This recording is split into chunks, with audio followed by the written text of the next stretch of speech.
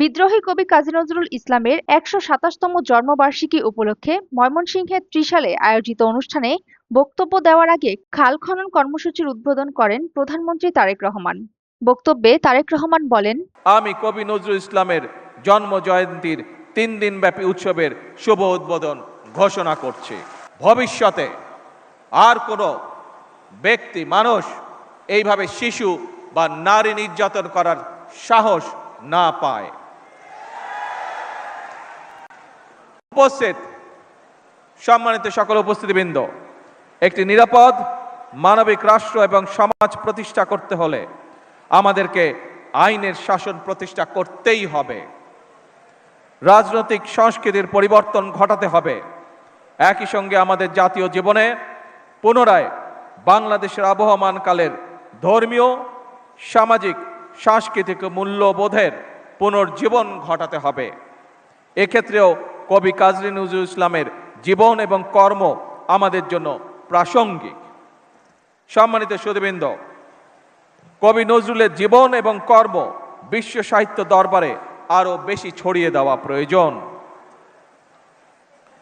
তার জীবনবোধ, তার জীবন দর্শন প্রজন্মের পর প্রজন্ম পৌঁছে দিতে হবে। এরই অংশ হিসাবে আমাদের জাতীয় কবির স্মৃতি বিজড়িত ত্রিশালকে নজরুল সিটি হিসাবে ঘোষণা করা যায় কিনা এর ব্যাপারে সম্ভাব্যতা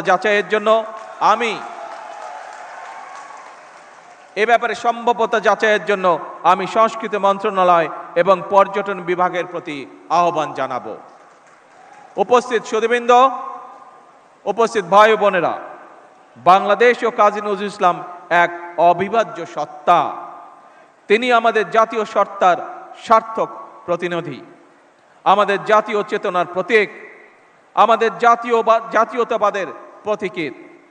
জাতীয় কবির জন্মদিনে আমরা অন্যায়, অবিচার, ক্ষুধা, দারিদ্র্য ও বিপদের গ্লানি মুছে ফেলি। সবার আগে বাংলাদেশকে ধারণ করি।